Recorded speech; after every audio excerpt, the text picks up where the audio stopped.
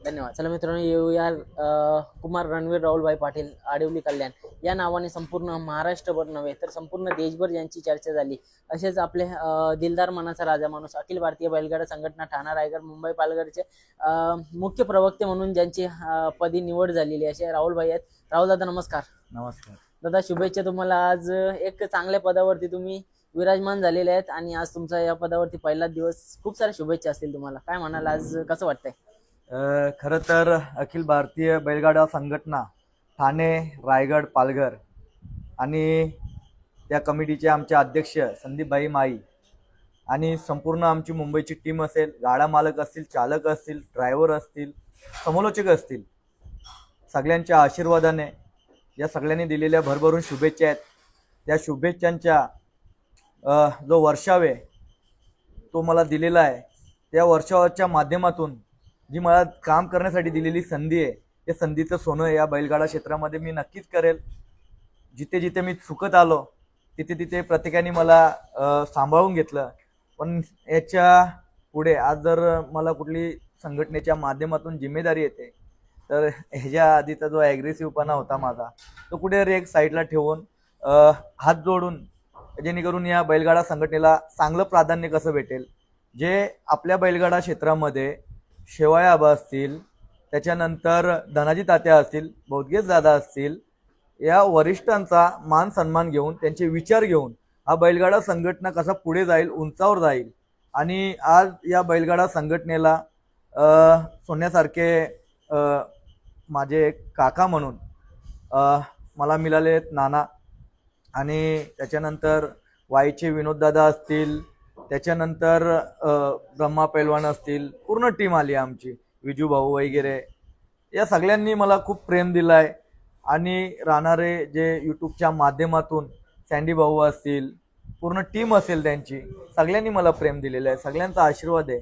आणि या आशीर्वादाखातीर या बैलगाडा मालकांसाठी, या शेतकरी वर्गासाठी काय मला चांगलं करता येईल ते नेहमी करायचं मी प्रयत्न करील. आणि येणाऱ्या काळामध्ये नक्कीच या बैलगाडा क्षेत्राला मोठा योगदान येईल.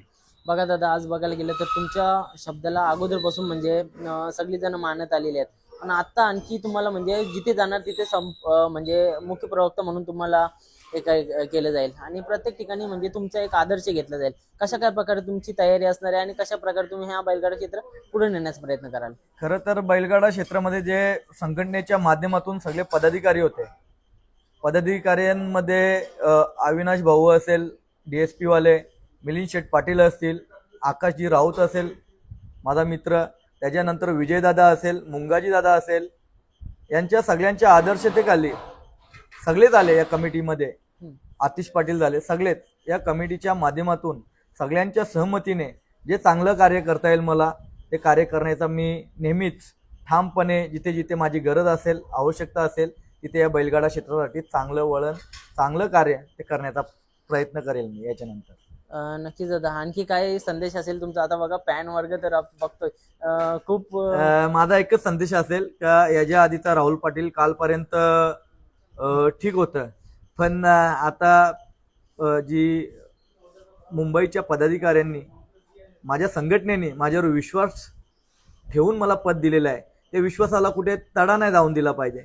त्यासाठी नक्कीच शांततेने, संयमेने, शांत विचार करून चांगले कार्य करेल. जे ॲग्रेसिव्हपणा होता, जे भांडण तंटा, या सगळ्या गोष्टी माझ्या हातातून होत होत्या, याच्या पुढे मी ह्या कुठेतरी गोष्टी साईडला ठेवून चांगलं कार्य करेल. कारण की मला कार्य करायची संधी भेटली, त्या संधीचं सोनं 100% मी चांगलं करणार. आणि जेवढे सिनियर मंडळी आहेत, मोठे आहेत, आपल्या बैलगाडा क्षेत्रामध्ये 5 वर्षाच्या मुलापासनं 80 वर्षाच्या आजोबापर्यंत सगळ्यांनी प्रेम दिलेलं आहे.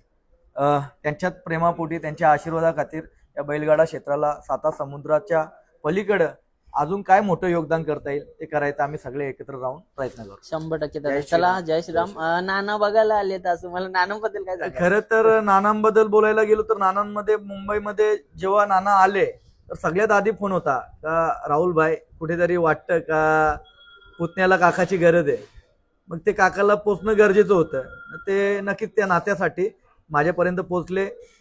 त्यांचा आशीर्वाद देण्यासाठी इथपर्यंत पोचले. आणि मला खरं तर आनंद वाटतं यार, मी असे जे व्यक्तिमत्व या बैलगाडा क्षेत्रामध्ये कमवल्यात ना, भले आयुष्यामध्ये एक टायमाला पैसा नसलेला चालेल, पण जे सोन्यासारखे माणसं आहेत ते नक्कीच अजून जास्तीत जास्त माझ्याकडून कसे संबंध टिकवता येतील, पुढे नेता येतील ते मी प्रयत्न करत राहील. आज नानांनी मुंबईमध्ये येऊन मला भेट दिली, खूप आनंद वाटतं. जो माझ्यावरती असणारा प्रेम तो नानांनी दाखवून दिला. आता होणाऱ्या हिंदकेसरी मैदानामध्ये मोठा गुलाल सुद्धा घेतला, राजा आणि मथुर. म्हणजे खूप आनंदाची गोष्ट आहे.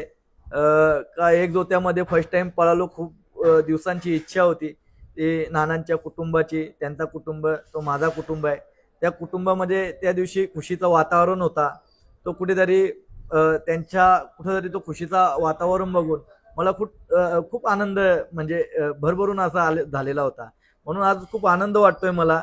नानांनी असंच प्रेम असाच आशीर्वाद सदैव माझ्या पाठीशी ठेवावा. चला दादा, जय श्रीराम.